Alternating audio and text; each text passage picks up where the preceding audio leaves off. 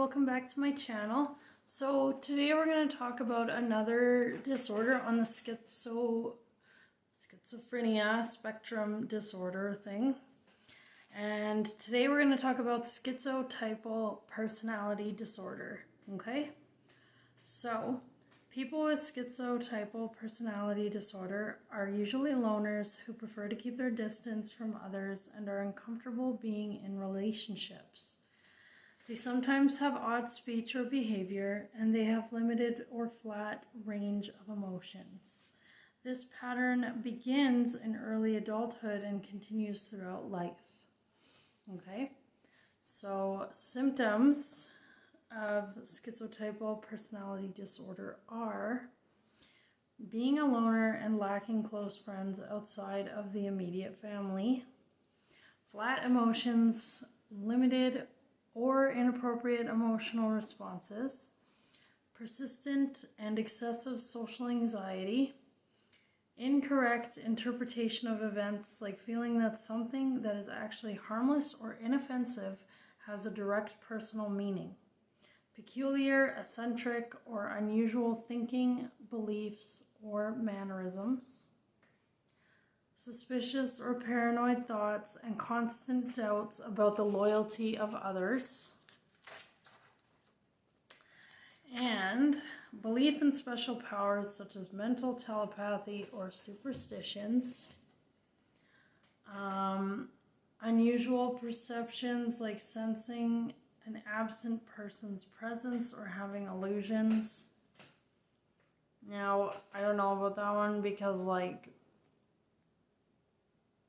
I get that, and I don't have schizotypal. I have schizophrenia, but, I can feel people's presence sometimes there, but they're mostly, people who passed away, so I don't know.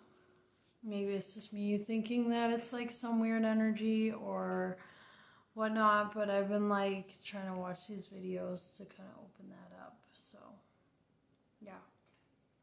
Anyways, unusual perceptions, I already read that. Dressing in strange ways, like looking unkempt or wearing oddly matched clothes, odd style of speech, like vague or unusual patterns of speaking, or oddly rambling during conversations. Okay, so this disorder specifically, I found out that schizotypal and schizophrenia are often confused with each other. So this is what I gathered from it, and what it says is that schizotypal personality disorder can be easily confused with schizophrenia. People with schizotypal can experience brief psychotic episodes with hallucinations and delusions. The episodes are not as frequent, prolonged, or intense as the ones in schizophrenia. Okay. Oh, yes. And another thing is that schizotypal usually can be made aware that the difference between their distorted ideas and reality, whereas those with schizophrenia can't be swayed.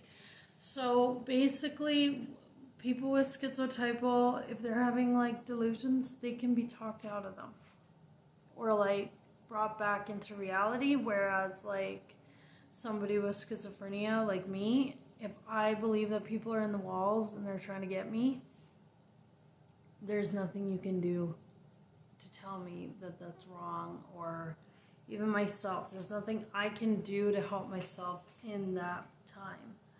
So it can be quite scary, but yeah. Especially when you think, I had a hallucination too. This is not really a delusion, but a hallucination. And it was all dark in the bathroom, and I watched my bathtub fill up with blood. And I was like, holy shit. I gotta get the hell out of here. And I was freaking out, and I told my fucking parents, and they're like, what are you talking about? What's wrong with you? And I was all freaked out. I'm like, the bathtub is filled with blood. Like, oh my God, what do I do? Like, I don't want to go near that bathroom. It's haunted. It's fucked up. It's crazy. So yeah, I went to the hospital. End of story. I went to the hospital.